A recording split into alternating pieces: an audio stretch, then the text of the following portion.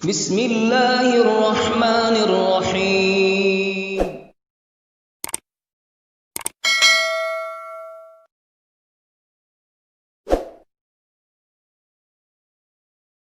نحمده ونصلي على رسوله الكريم اما بعد اعوذ باللہ من الشیطان الرجیم بسم اللہ الرحمن الرحیم۔ دیکھتی آنکھوں اور سنتے کانوں کو السلام علیکم۔ رب اشرح لی صدری ویسر لی امری واحلل عقدۃ من لسانی یفقہوا قولی۔ انسان کا بھی عجب معاملہ ہے کہ تھوڑی سی کوئی تکلیف، تھوڑی سی کوئی آزمائش آ جائے تو وہ زمانے کو، وقت کو باتیں کرنے لگتا ہے، اور اگر کہیں وہ مصیبت، وہ تکلیف ایسے ایام میں آ جائے جس کے بارے میں پہلے سے ہی کوئی مفروضہ جات اور قصے موجود ہوں تو پھر وہ اور سہم جاتا ہے۔ بعض اوقات ایسے مفروضے انسان اپنے ذہن میں خود بنا لیتا ہے، اور بعض اوقات پہلے سے ہی معاشرے میں وہ موجود ہوتے ہیں۔ ایسے ہی کچھ توہمات اس مہینے کے ساتھ بھی جڑے ہیں جس سے آج ہم گزر رہے ہیں۔ اگر اسلامی کیلنڈر کی بات کروں تو اس کا دوسرا مہینہ جو اب جاری ہے، سفر کا مہینہ، اس کے بارے میں طرح طرح کے توہمات موجود ہیں، اور لوگوں نے ذہنوں میں بٹھا رکھا ہے کہ شاید ان پر مختلف طرح کی آزمائشیں، مختلف طرح کی تکالیف ان دنوں میں ہی آتی ہیں، اس لیے وہ ان دنوں میں کچھ اعمال کو نہ کرنا اور کچھ اعمال کو کرنا اپنے لیے لازم سمجھ لیتے ہیں۔ آپ قرآن مجید اگر کھولیں اور قرآن مجید کا مطالعہ کریں اس لحاظ سے کہ کیا اس میں ان توہمات، ان مفروضہ جات کی کوئی جگہ ہے، تو آپ کو جواب نفی میں ملے گا۔ آپ سورہ حدید آیت نمبر 22 دیکھیے، اللہ تعالیٰ فرماتے ہیں ما اصاب من مصیبت فی الارض ولا فی انفسکم الا فی کتاب من قبل ان نبرأہا۔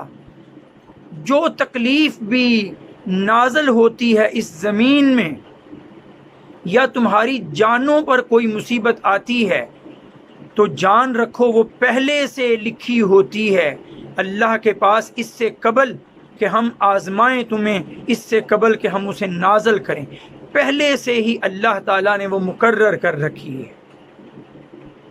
اس کا کسی مہینے کے ساتھ، اس کا کسی دن کے ساتھ، اس کا کسی سال کے ساتھ کوئی تعلق نہیں ہے۔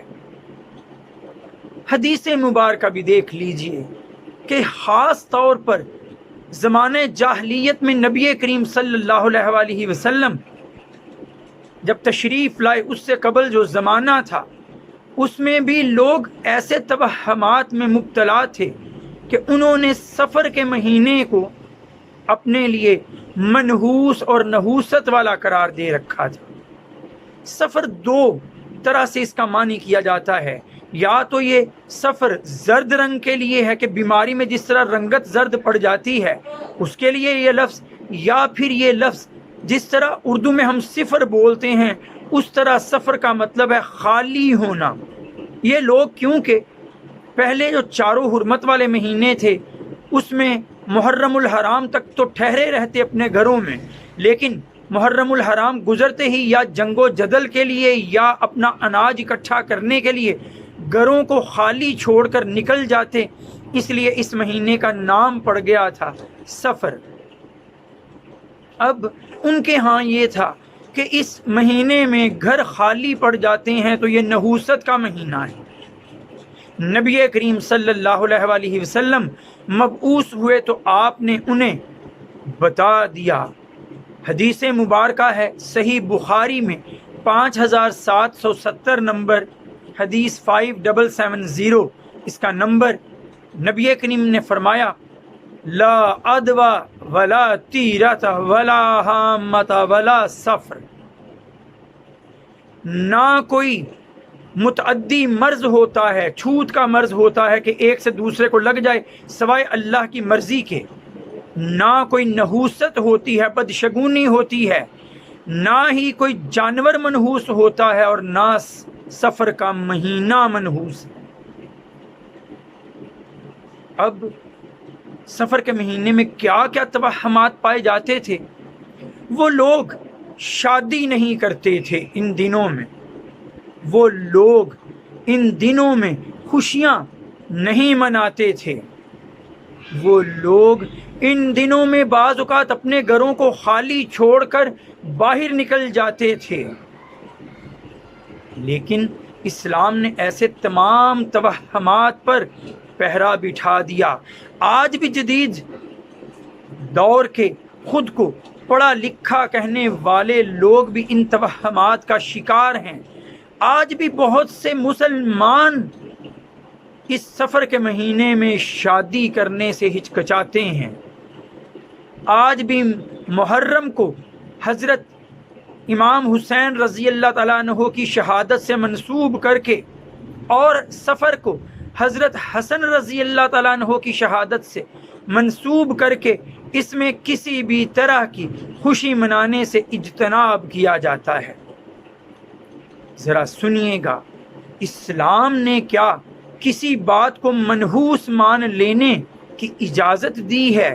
کیا کسی دن کو اپنے لیے نحس اور اپنے لیے سعد سمجھ لینے، یعنی خوش بختی اور بدبختی کی علامت سمجھنے کی اجازت ہے؟ تو سنیے، سنن ابو داؤد حدیث نمبر 5274 5274 حدیث قدسی ہے۔ اللہ تعالیٰ فرماتے ہیں، بنی آدم زمانے کو بھی گالی دینے لگ جاتا ہے، کبھی کسی دن، کبھی کسی مہینے، کبھی کسی سال کو برا کہنے لگ جاتا ہے۔ اسے یاد رکھنا چاہیے کہ میں زمانہ ہوں، اللہ زمانے کی گردش کو چلانے والا ہے، اور وہی رات اور دن کو پلٹتا ہے۔ تو اگر برا بلا کسی دن کو، کسی زمانے کی گردش کو کہتے ہو، کسی مہینے کو نحس مانتے ہو، تو نعوذ باللہ اللہ کی گردش کو برا کہہ رہے ہو، اللہ کو برا کہہ رہے ہو۔ پھر سنیے، صحیح بخاری میں حدیث نمبر 6175 6175، کانوا لا یقطعون ولا یسترقون ولا یتطیرون وعلی ربہم یتوکلون۔ اس حدیث میں بعض ایسے لوگوں کی صفات بتائی گئیں جس کے لیے نبی کریم صلی اللہ علیہ وآلہ وسلم نے فرمایا تھا کہ میری امت کے 70,000 لوگ ایسے ہوں گے جو بنا کسی حساب کے جنت میں جائیں گے۔ پوچھا گیا کون؟ آپ نے فرمایا وہ جو کوئی بدشگونی نہیں لیتے، وہ جو کوئی اپنے جسموں کو داغتے نہیں، وہ جو نحوست نہیں کہتے کسی دن کو، اور وہ جو اپنے رب پر ہی کامل بھروسہ کرتے ہیں۔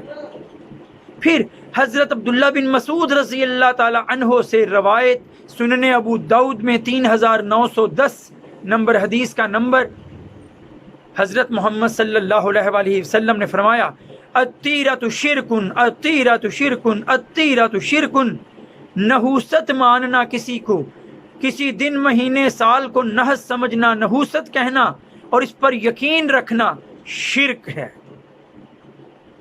مسند احمد حدیث نمبر 2202، نبی کریم صلی اللہ علیہ وآلہ وسلم فرماتے ہیں، من ردته الطیرۃ عن حاجتہ فقد اشرک، جس کسی کو اس بات نے روک دیا اس کے جائز کام سے کہ جس وقت میں یا جس مہینے میں میں کر رہا ہوں وہ نحس ہے، وہ بدشگونی کا وقت ہے، مہینہ ہے، تو یاد رکھے اس نے شرک کی راہ اختیار کی، شرک اصغر میں پڑ گیا۔ وہ کبھی سفر کے مہینے کی آخری بدھ کو نحس مانا جاتا ہے، کبھی پہلے 13 دنوں کو منحوس مانا جاتا ہے۔